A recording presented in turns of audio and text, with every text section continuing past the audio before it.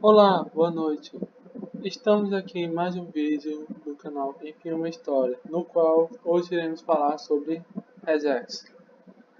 Mas enfim, o que é um regex? Regex, meus caros, é um método bastante elegante para manipular strings, inclusive enviá-las também. Digamos, por exemplo, que você está preenchendo um formulário ou criando um formulário. Na criação, haverá dados que terão uma lógica específica. Por exemplo, digamos que você está estabelecendo uma data que gira no formato dia, de, mês, de, ano.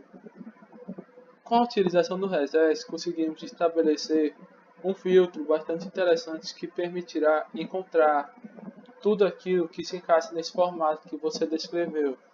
Inclusive, determinando desta forma, conseguimos reduzir a taxa de erros de informações inválidas a serem enviadas. Vejamos ao frente mais alguns casos. Como citamos anteriormente, em seus usos gerais, cabe muito o uso para validar e-mails, datas, telefones, senhas e máscaras em geral, porque estabelecemos um formato que receberá esses valores. Por exemplo, uma data formatada no formato dia, mês e ano. Um telefone formatado no formato dos dígitos que representam o local, seguidos do seu telefone mesmo ou vários outros padrões. Seu e-mail com arroba, entre vários outros. É realmente uma grande variedade que nos permite observar.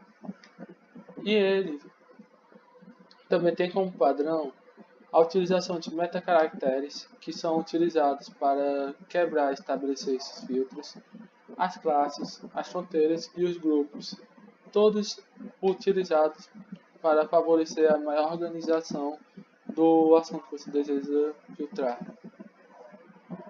Nos primeiros exemplos de metacaracteres que veremos, podemos citar o "-w", que se refere aos alfanuméricos, o "-d", que se refere apenas aos dígitos 0 a 9, "-s", que se referencia aos espaços, e o ponto, que referencia a tudo de uma maneira geral. Entre as classes e conjuntos, nós geralmente utilizamos os conceitos, que eles servem como um atalho para filtrar aquilo que procuramos.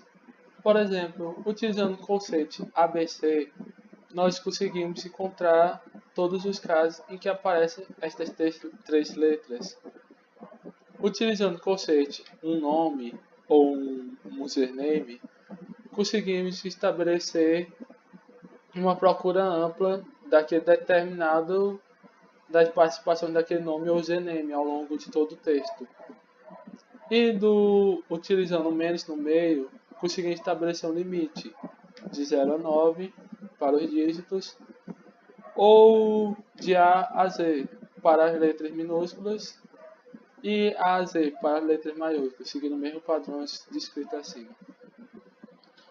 Também vale ressaltar a utilização do acento anteriormente a esse, que serve para fazer uma negação, ou seja, não capturar aquilo que contenha letras, nesse caso. Entre as classes e atalhos, como podemos observar, quando utilizamos eles com a sua forma maiúscula, obtemos um efeito bastante diferente daqueles que obteríamos se fosse a versão minúscula, até mesmo na negação deles.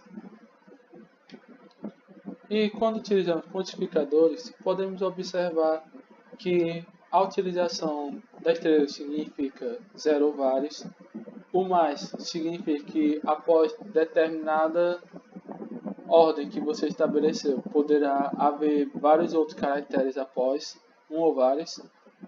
O interrogação, que é muito útil para ampliar nossa capacidade de capturar aquilo que desejamos, por exemplo, os vários formatos de telefone, CPF, entre outros.